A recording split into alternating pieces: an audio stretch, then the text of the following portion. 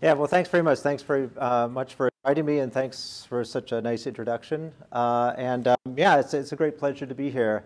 And so I'm just going to try to give you an overview of the research that's being done in my group, and in particular with a focus on this novel types of materials called two-dimensional materials. Just a quick start, just to note a couple of these results will be from some startup companies we're working with that I have a financial interest in, and I am obligated to make that note to you. So just to know, I'm from the University of Minnesota. We're a top 10 public research university with over $1.1 billion of research expenditures. I'm in the College of Science and Engineering, which is an unusual college because it also incorporates physics, chemistry, and mathematics along with the engineering disciplines.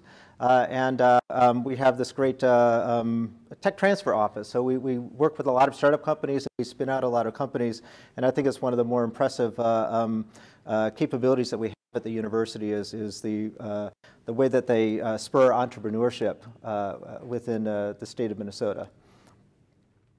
I'm also the director of the Minnesota Nano Center, so I just thought I'd quick give an overview of our clean room facility. So Minnesota Nano Center is essentially an academic clean room to do advanced nanofabrication of semiconductor devices, but also literally anything that you want to make really, really small. It has over 100 tools, 2 separate clean rooms, about 7,500 square feet of clean room space, and we have a very trained staff with a large amount of experience to be able to help researchers fabricate their devices and structures.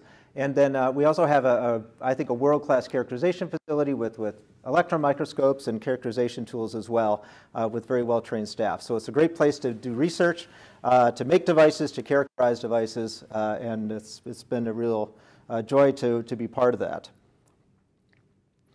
So my group, I call it the Koester Nano Device Laboratory, and we make novel electronic, photonic, spintronic, and sensing devices. So my wife kind of says that I have FOMO, which is fear of missing out. So it's just that there's almost any time there's a new material or there's a new opportunity to make something novel, I like to be part of it. So I do a very diverse range of research projects, and I sort of can't say no to something that's really interesting. We make novel transistors, we make things like new types of photodetectors. We worked a little bit in spintronics. I'm unfortunately not going to have time to talk about that, but I'm happy to answer questions if people want to learn a little bit about electron spins and devices you make with them. And then also novel sensor technology. So I'll mostly talk about the electronic devices and sensors. I think I have a little bit on photonic devices as well. So I'm going to kind of show you the work that we're doing primarily on two-dimensional materials in this space, and it's going to be a little bit broad. I'm going to touch on a lot of different topics and hopefully try to keep it, kind of tie it all together. Okay, so I'll first talk about what are these two-dimensional materials. I'll talk about some of their properties and how we can exploit them to make new devices.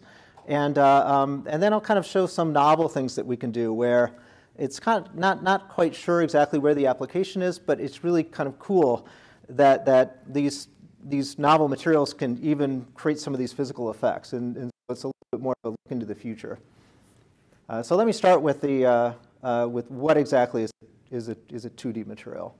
So 2D materials are crystalline materials. So people are usually familiar with silicon. And silicon is a bulk semiconductor. It has bonds in all 3 dimensions, and you can make a big chunk of silicon, or a brick or a wafer of it.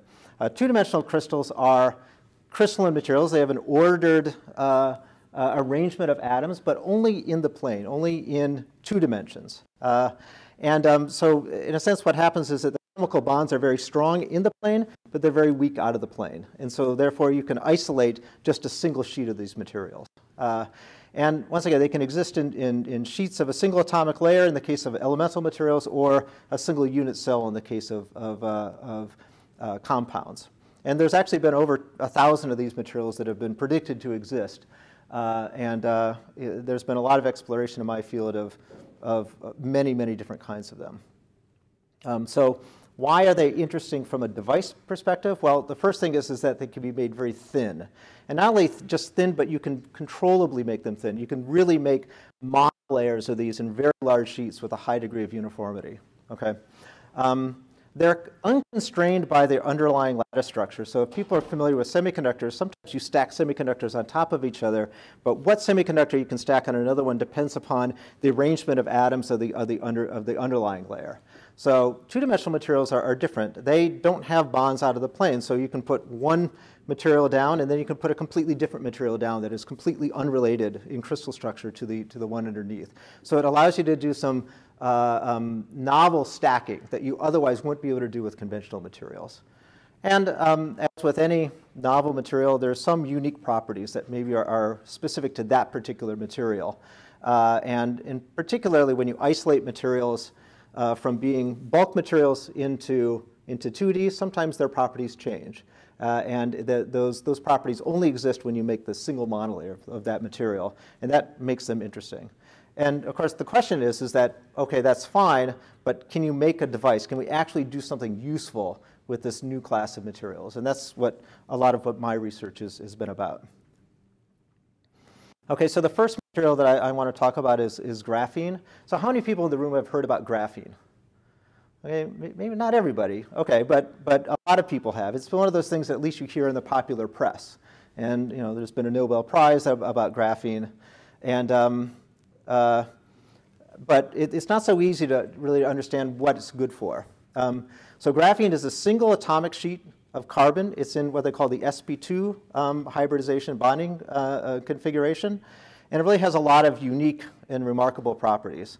So once again, graphene only has in-plane bonds. So it really is a two-dimensional material in the truest sense. And it's also the thinnest known material that exists, as carbon's a very small atom. Okay, so how is graphene different than graphite? So most people have heard about graphite, hopefully, because graphite is what you have in your pencil lead. And that's how you make a, you draw with a pencil. That's actually graphite. It's not lead. So graphene is very easy to understand. So graphite is just layers of these sheets of carbon, many, many millions of them in the case of something you write on a piece of paper. Graphene is just a single sheet. It's one sheet. So you can think of it like if you had a ream of paper, right? And you pull off one sheet of paper, that's graphene, right? The ream of paper is graphite, okay? So it's just that simple, okay? And the thing about graphene is that it has a lot of really interesting properties. It has an extremely high electrical conductivity, a high what we call mobility. It has high degree of elasticity, mechanical strength. It's very biocompatible, since it's really just carbon. It's stable at room temperature, remarkably. You can set this stuff out in air and it doesn't degrade. So it's very stable material. And the thing that we're interested in is that it has very strong surface sensitivity. And so many of these properties suggest that it might be good as a sensing material. And so that's kind of the first thing that we've looked at as applications. It makes sense. If you have a monolayer material, it's going to be very sensitive to its external environment. It makes sense to try to make it into a sensor. And so that's some of the initial work that we've looked at. And just to kind of point out that graphene is actually pretty easy to fabricate. The way they initially made graphene was that they were exfoliating it using Scotch tape from bulk graphite. But you don't even need to do that. All you have to do is have a furnace, put a copper foil on it. You can just buy that commercially, and just flow methane and hydrogen at 1,000 degrees C, and you will get graphene on the surface. And it will be pretty stable as a monolayer under a fairly wide range of growth conditions. And so when I first joined Minnesota, we built this tube furnace and started growing graphene ourselves. But you don't even need to. You can buy it now commercially. There's many houses that will sell you graphene. That's pretty good. At least it's good enough for our applications. Making graphene is really not a problem. And I won't go into all the details of exactly how we do some of the fabrication, just to save time. But once again, I'm happy to talk about it afterward. So the first device that we've looked at is a device called a graphene varactor. And so it's a variable capacitor. And we've used this to make sensors, in particular wireless capacitors. And so I want to show you about how this device works, because it's a little bit tricky. There's a little bit of physics involved using a very usual feature of graphene, and this is called the quantum capacitance effect. So if you give me just a couple of minutes here, I'm going to try to describe the quantum capacitance effect to you. So to understand how you make a graphene variable capacitor, we first need to explain what the quantum capacitance effect is. So how many people have seen this thing? One of these things, right? Has anyone gone to a golf course or something, right? This is those little cups that you get at the golf courses, or at events where you need water. It's actually called a Coney cup. It's like the trademark name of it. So it's a little cone-shaped cup. And if you fill it up with water, let's just say you fill it up with a ½ ounce of water, the water level rises pretty fast, right, at the bottom, right? But if you keep adding water to that cup, and you have the same amount of water, at each time that you add, say, a ½ ounce of water, the water level rises by less and less and less, right? So as you start adding more, now it hardly rises at all, okay? So that's just the effect of the cone shape of this cup. Well, so now think about graphene. So graphene is sort of like a Coney cup for electrons, okay? So what I'm drawing here is the energy band diagram. So this is what we call the energy momentum diagram. And this is a plot as a function of energy of what we call the density of states. And electrons fill up density of states in the same way that water fills up a cup. Okay? If the density of states is low, then the energy level, or you can think of the potential energy of the electrons, has to rise really fast when it's near what we call the Dirac point here. And then as you go up higher as you get more electrons in, then the density of states gets higher, and for the same amount of electrons, then the potential rise is smaller. So you get this variable potential change as a function of the electrons that you add, depending upon where this where the top level of the electron gas is. And for anyone that's an electrical engineer, you can kind of think about that as being a capacitance, right? A capacitance is a dq dV. It's how much potential change is needed in order to add a certain amount of charge, okay? So this looks like a capacitance, okay? And you can kind of think of it as almost like an intrinsic capacitance of graphene itself, okay? It has some internal capacitance. It not only has an internal capacitance, but the internal capacitance is variable, okay? And so you can actually realize, you can see this experimentally just by making a capacitor structure where graphene is one of the electrodes. So capacitor is just metal, an insulator, and metal. So you just replace the metal with graphene, and you can make a variable capacitor, okay? So that's what I'm plotting here. And the reason that you can make a variable capacitor is that the equivalent capacitance, or the equivalent circuit of this structure is just the oxide capacitance and then the quantum capacitance in series with each other. And people that know series capacitances of capacitors know that, or series combinations of capacitors know that the smaller one wins. Smaller capacitance in series dominates, okay? So as long as the graphene quantum capacitance is smaller than this dielectric capacitance, then you will see this variable capacitance. So I'm kind of plotting that here, where the quantum capacitance sort of dips below the oxide capacitance as a function of, you can think of this as the potential. And if I thin down that dielectric, then the quantum capacitance can completely dominate, and you get very, very strong capacitance tuning, as long as I can change the amount of electrons that are in the graphene, okay? And so now you have to make this dielectric very thin. You have to make it on the order of about a nanometer or so. But that's actually very possible. It's very easy now with modern semiconductor fabrication techniques to make insulating layers that are on the order of, say, 1 to 2 nanometers. In fact, most of the devices in your phones have devices that have similar dimensions. Okay, and so this was the way that we were going to use this sensor. In fact, not only we're going to make a sensing device, but we're going to make a wireless sensor. And the wireless sensor works like this. You have this graphene varactor.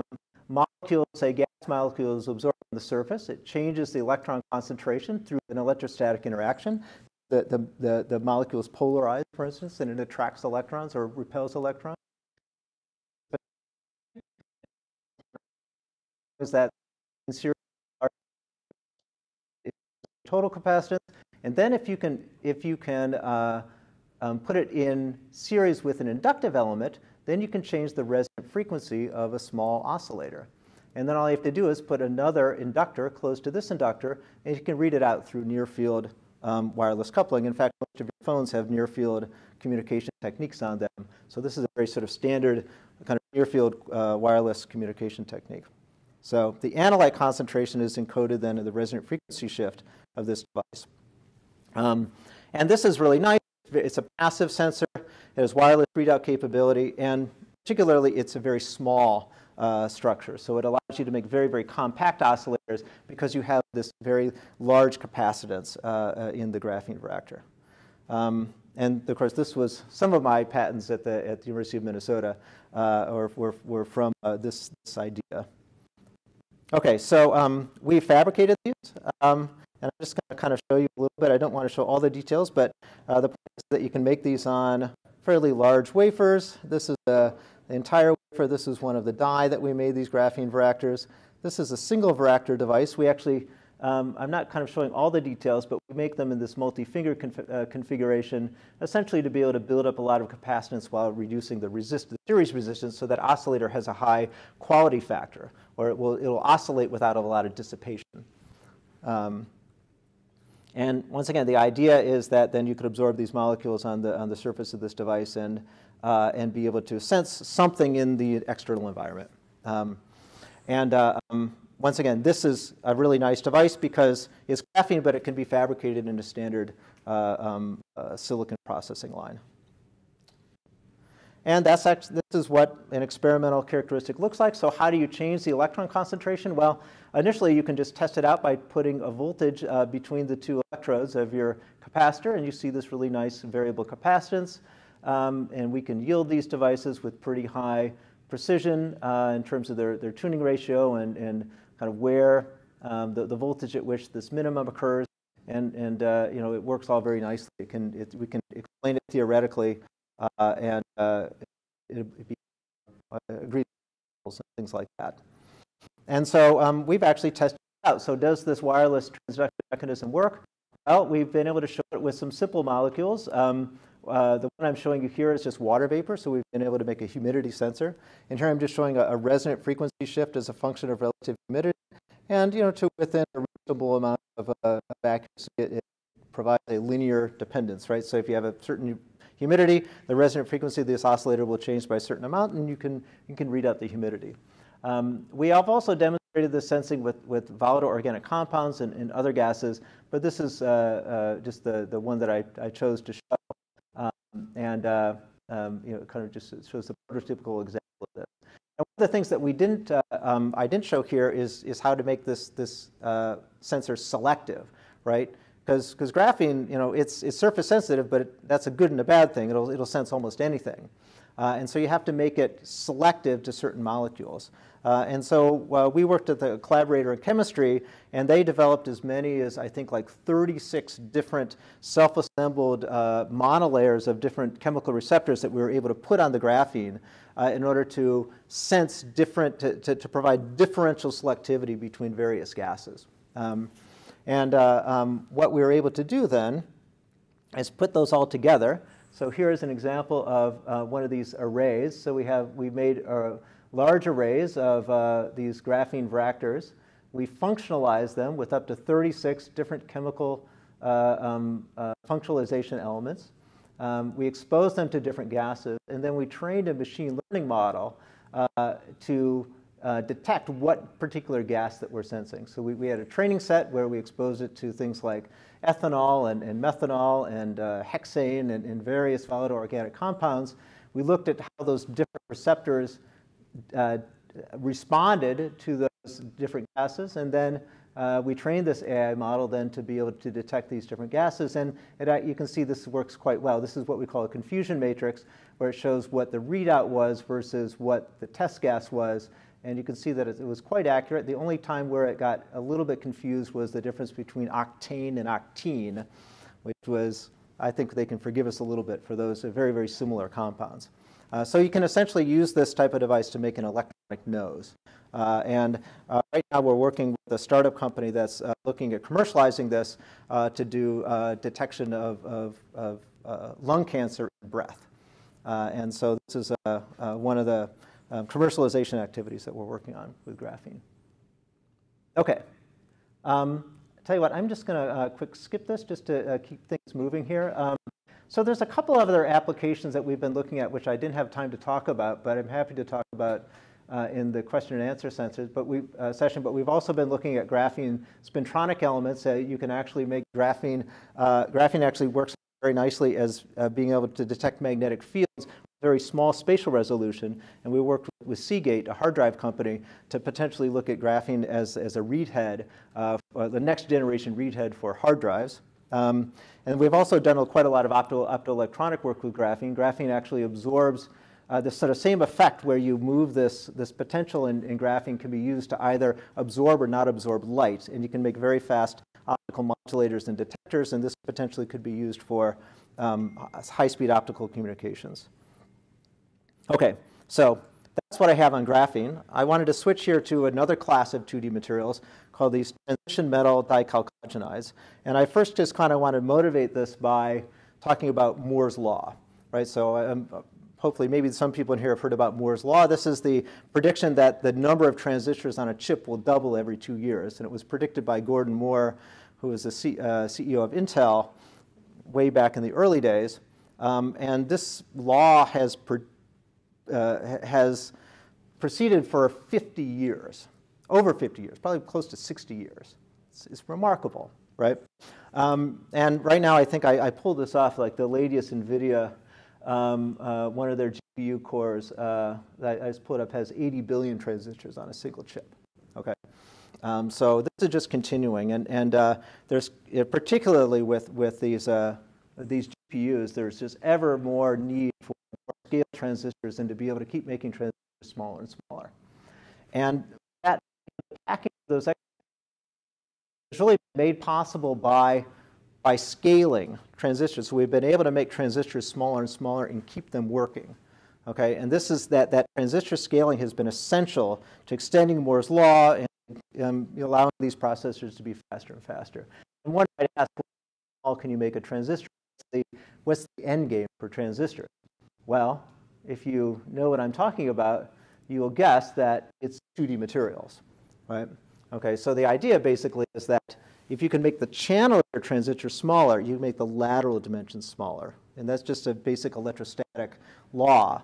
Okay, so the smallest transistor that you can possibly make is going to have a channel, the active region of the transistor will be a single atom thick or a single monolayer thick. That's the best that you can do with scaling. And so kind of the very, very end of Moore's law is going to be these 2D semiconductors. At least that's what I think, and that's what the people that are funding me think. And there's a lot of challenges to using 2D semiconductors for these transistors. I'm going to show you a little bit about how we've been looking at the contacts and being able to make electrical contact to these. But I first just want to describe what these 2D semiconductors are. So as I said, that there's over 1,000 of these 2D materials. And another class of these 2D materials that really have gained a lot of interest are materials that we call the transition metal dichalcogenides. So a metal from the transition group of the periodic table, which is here, and then something from group 6, which would be the chalcogens, so sulfur, selenium, tellurium.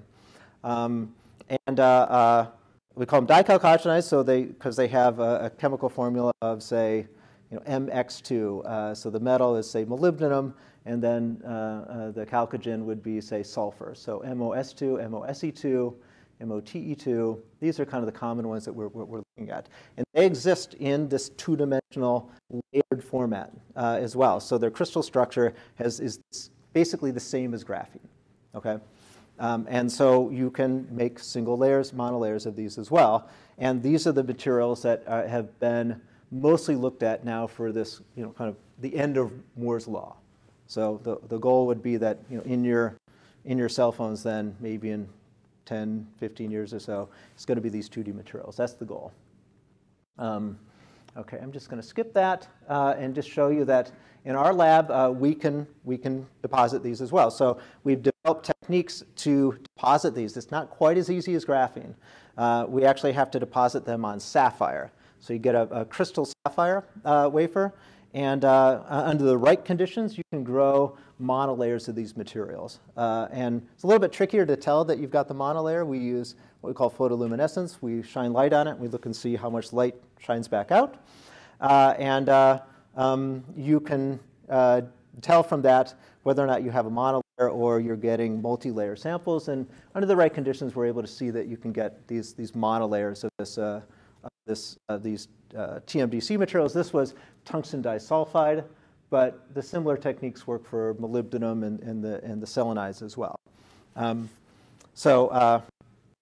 then remarkably, because these materials don't have out-of-plane bonds, you can just peel them off. In fact, it's amazing. You just put a little bit of polystyrene on the wafer, you stick it in water, and the 2D material will just pull off the surface of the sapphire, and you can put it onto another wafer. So you don't leave it on the sapphire, you actually can transfer it. And it's, once again, because it doesn't have any bonding on the plane, so it's really easy to kind of transfer and move it around. So we played some tricks here. I don't want to get into too many of the details here, but it's been found that it's really difficult to make an electrical contact to these materials. And so we did some theory. This wasn't completely our invention. We kind of followed some people in the literature, and we found that, kind of strangely enough, the most useful material to make a good electrical contact, so to get current to flow into and out of these devices, is semi-metallic bismuth. So you can deposit bismuth on the surface of this tungsten disulfide, and because of the fact that this bismuth is what we call a semi-metal, it has a low density of states near the Fermi level. The Fermi level pins at the conduction band edge, then you can get electrons into the right into the right sort of energy space of these devices. And so we've been able to optimize these bismuth contacts and get very low contact resistance in our field effect transistors. So the number that we got was a contact resistance of about 200 ohm microns, and that was pretty close to, well, I think it was the record for this particular material, and it was pretty close to the state of the art that anyone had done in any 2D material at the time. The bismuth contacts work well, and it allows you to make high performance devices. And so this was the device that we've made, and this is showing a little bit of what we do in our nanofab. So this is our 2D material. We put it on a dielectric that's sitting on silicon. We put down our bismuth contacts here, and then we put an insulator on the top of it and make a gate electrode here. So the idea is that the current flows from source to drain here, and the potential that we apply to this gate either turns on or turns off that current. Okay, and so this is a field effect transistor, and we were able to make it in our nanofab with a reasonable degree of yield and precision. Not quite as good as the graphene devices. So this is a little bit more experimental. And so these are what these devices look like. These devices have gate lengths on the order of about 0.3 microns or so. So anyone that's familiar with CMOS technology, advanced transistor technology, knows that this is actually a really big device. So 0.3 micrometers is huge by Intel standards. But still, the devices were able to drive a pretty high current. They drove about 250 microamps per micron of current, and most importantly, they actually turned off really well. So when you take the gate voltage and you make it negative, the current turns off by maybe about 10 orders of magnitude. So it's a real working FET, and at the time, this was one of the best demonstrations of a device using these materials. And most importantly, when we cooled them down, the devices got better. That's usually a sign that the contacts are very good. And it showed that once again, the device performance didn't degrade. Typically, if your contacts are bad, the devices look worse at low temperature. But these ones showed that there is sort of no energy barrier at the at the boundary between the bismuth and the and we just did a little bit of benchmarking on these devices. We looked at the current that they drove times the gate length. That's the way of scaling to the fact that people in the literature make different size devices. And we did it as a function of some other parameters, and we basically showed that at the time this was the best performing two-dimensional FET using tungsten disulfide, this particular class of TMDCs. So this kind of shows that we're able to make kind of state-of-the-art devices, and it was a big progress, particularly this use of bismuth to be able to make high-quality contacts was a big achievement in the field.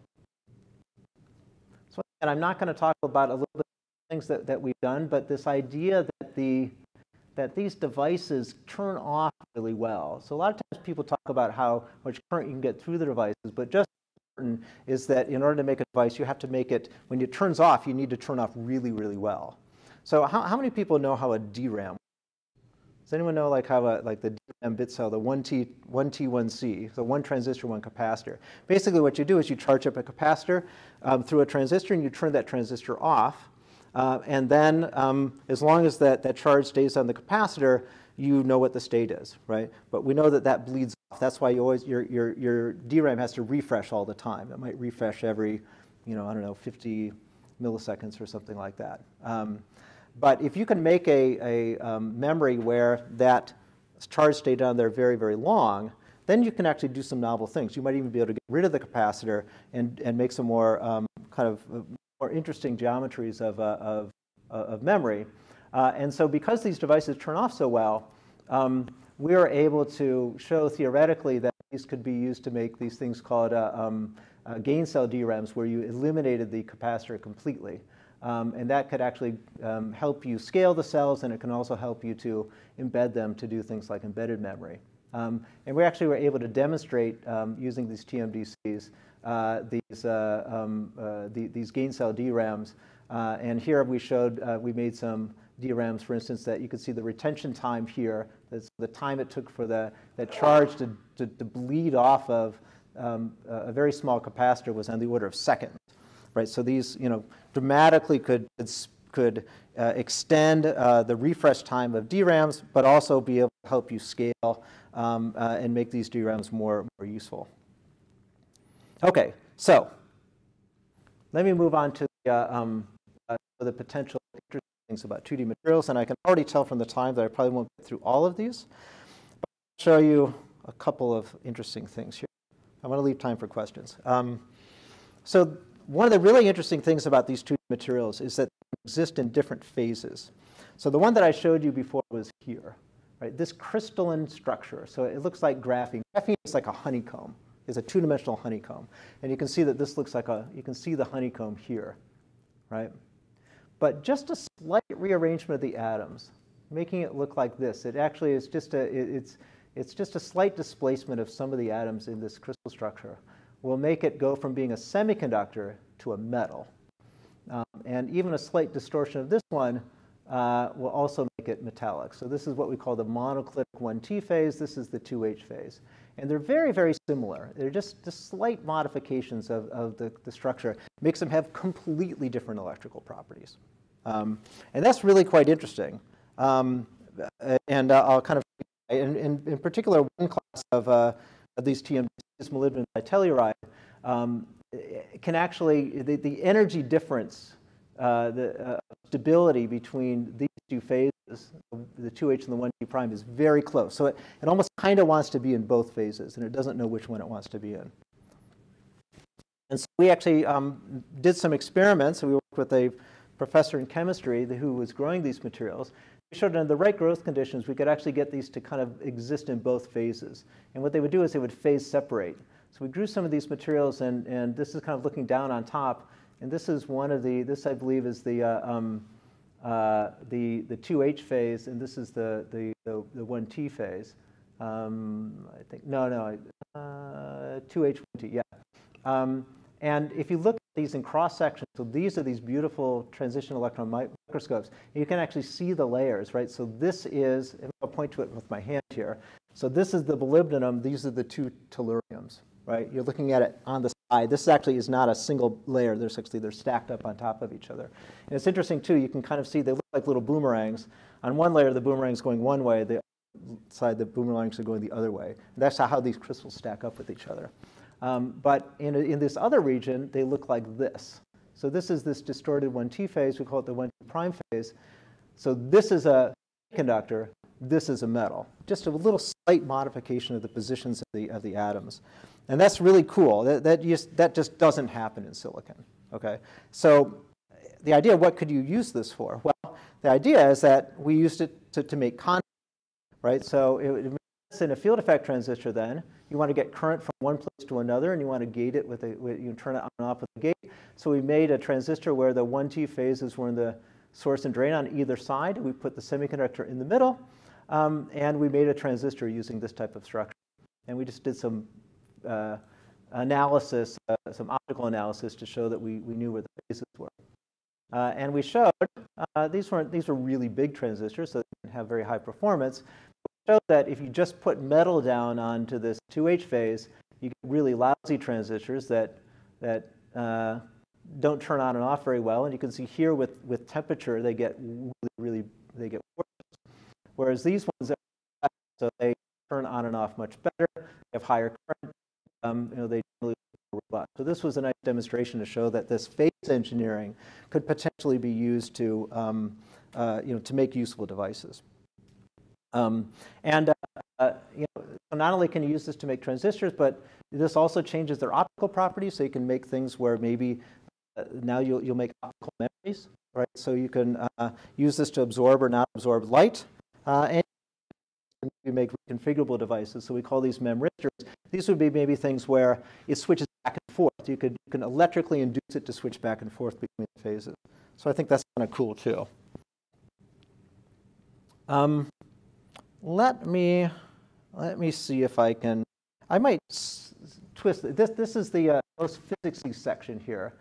Maybe I'll just I think I might skip this a little bit, and I might go to the last one so I stay on time. But we've also been doing some work on what we call twistronics, where you can take these 2D materials. I just put maybe here, where I had said before that because they're unconstrained by what's beneath them, you can stack them up. You can stack random materials on top of each other because they don't have out-of-plane bonds and they don't care. You can exfoliate or remove single layers, and you can almost create an indefinite number of things on top of each other.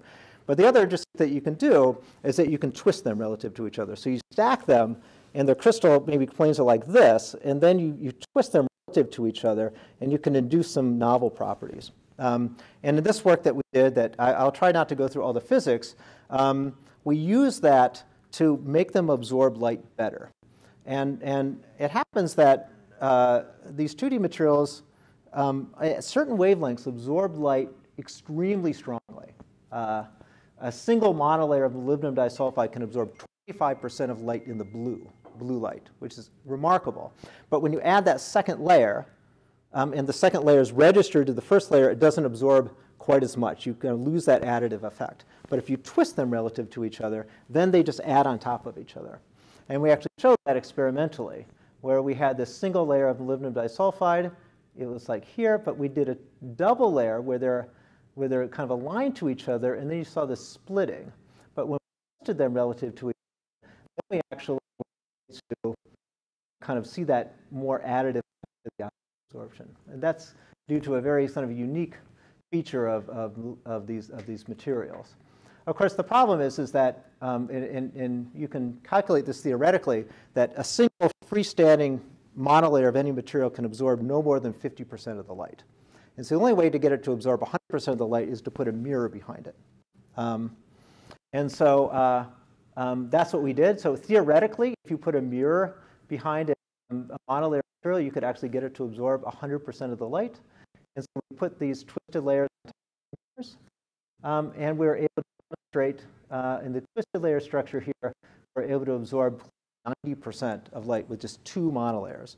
So that's 1 nanometer thick of material at a particular wavelength can absorb 90% of the light.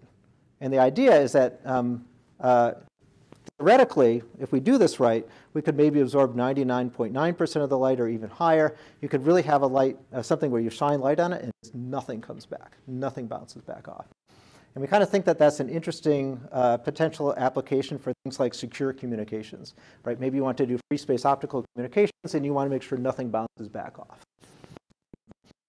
There's potential applications in maybe things like light emitters or even things like solar cells, right? You want to make the solar absorbing layer thin. A nanometer is pretty thin. So it's potential application to solar cells. I won't talk about the problems here, but yeah, there would be work to be done. Okay, so let me show you the last topic, and this is kind of cool, and this is one that I like because I have a couple of movies here, so I'll try to go through this in 5 minutes. So another thing that these 2D materials have that are unique is that they have these freestanding edges. And if you have, say, a structure like this where you have graphene, say a gap, maybe a dielectric, and then a metal, and you put a potential between them, there's an electric field at the edge that has a strong gradient. In other words, that near the edge of the graphene, the electric field is very strong, and the electric field gets weaker as it goes far away. And there's a particular process called dielectrophoresis. Dielectrophoresis is a technique where you can attract a neutral particle as long as it's polarizable, as long as you've got a gradient in the electric field. Okay, this is a very well-known technique. And so it's a way of people do sorting of materials and other things.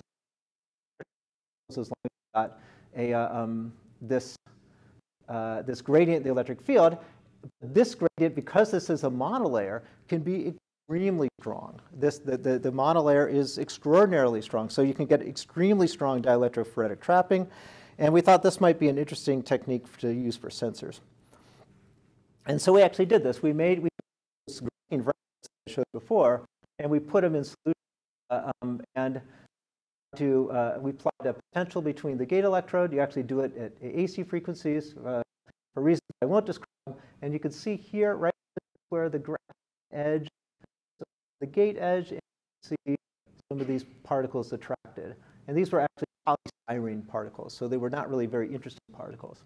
But we showed that you can attract things like DNA. So DNA is also a nanoparticle, so we actually attracted 500 base pair and then 10 kilobase pair DNA. And we also showed that, once again, you can attract the DNA to the edges of the graphene. So I thought this actually might be a really interesting way to make biosensors as well. You could put the sensor in a solution, maybe have a drop of blood or plasma, and turn on this dielectrophoresis and attract small particles to the edges of the graphene.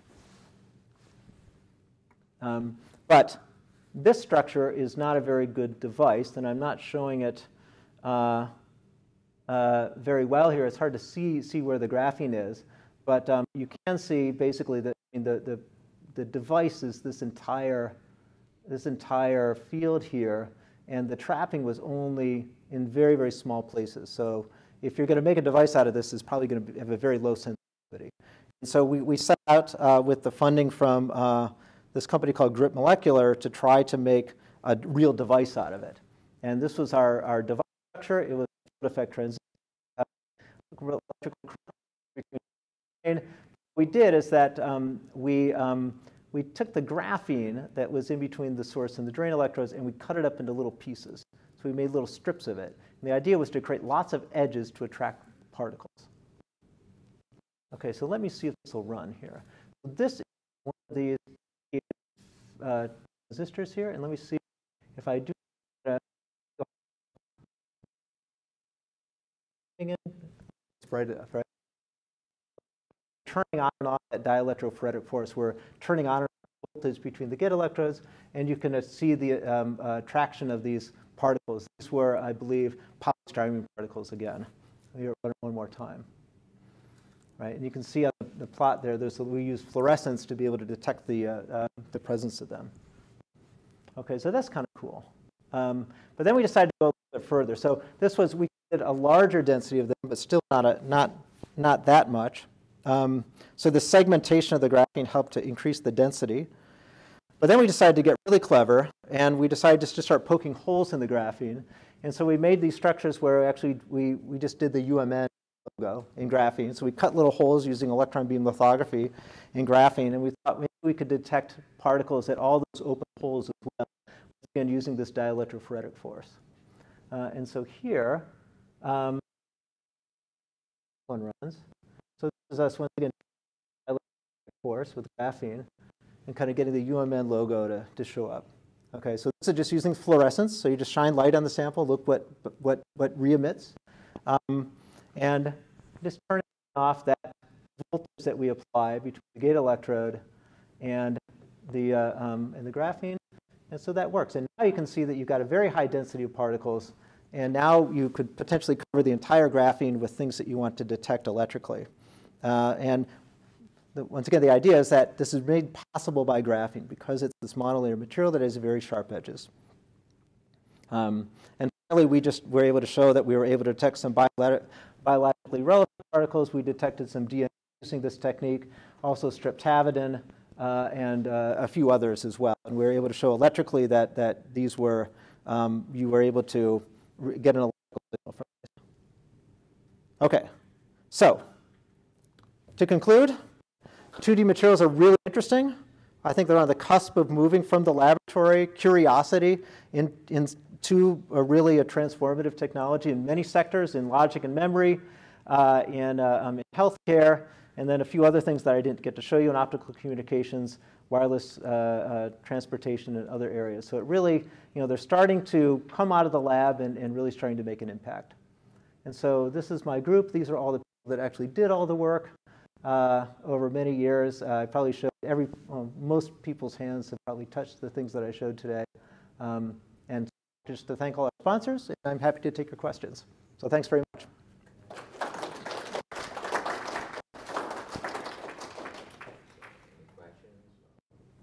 Very good talk. Thank you so much. This is a bit far from my research comfort zone.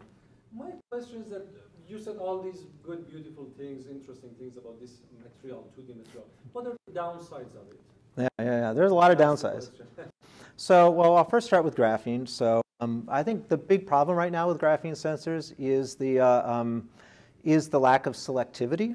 Really being able to functionalize them to be able to selectively detect things. It's still not quite so clear. Graphene, it's hard to sort of clean it and get pure graphene. Whenever you process it, there's a lot of residue. We use a lot of polymers and stuff in semiconductor fabrication. Sometimes those will stick to the graphene. You can't get them off, or you get them off in a very variable way from run to run. And even sometimes graphene itself is not the same. I had said that it's this monolayer of carbon. You can manufacture it, but it's still actually multi-grained. It's not a single crystal. It has grain boundaries and domains, and we think that those sometimes can give spurious signals. So as soon as you have a boundary, then you might have a place where maybe a particle could attract to that area and get sort of non-selective binding. So in sensors, there's a lot of those types of issues. For Moore's law and for transistors, there's still lots of issues. I mean, even, we talked about some of the contact issues we're trying to solve. I mean, go and try to put bismuth into an Intel fab. You won't be able to do it, right? So it's a great demonstration, but it's not manufacturable. And so there's many manufacturing issues. Just being able to make these large sheets in a manufacturable way, there's still a lot to do. Yeah. How much dispersive are these materials? If you take a look at them over the frequency, over the frequency range. Are we are you talking maybe electrically or optical frequencies or both? Could be anywhere. I'm on the microwave side of that. So if I want to use a wide band, device out of that wide band, I mean wide frequency band. What are the limitations here? How much dispersive are these? Yeah, so let's think about first like the electrical domain. So we've actually made some of these graphene varactors for RF and microwave frequencies. And you can see the device that we made here. This was much, much smaller. So we're making these little fingers smaller to decrease the transport distances. So these devices we were looking at, say, quality factors of 10 at 10 gigahertz. And I think our best device had a quality factor of 18 at 18 gigahertz. And the idea was to actually use them at Ka band. So we wanted to use them around 40 gigahertz. And the idea was to use them in antennas. So like beam steering antennas that we could use for in window glass or something. So graphene is very fast because it has very high mobility. And it can absorb, it can easily make devices that operate in, I think it's even conceivable you can make a terahertz device, with graphene. And also optically, there's some very interesting things in the terahertz with graphene. Maybe I can save that for a separate discussion. For some of the 2D material, the 2D semiconductors like molybdenum disulfide, there the problem is the mobility is much lower. And so they aren't going to be as fast of devices. But if you can make them small enough, the hope is that you'll still be good enough. That's the short answer. Okay, folks, due to the time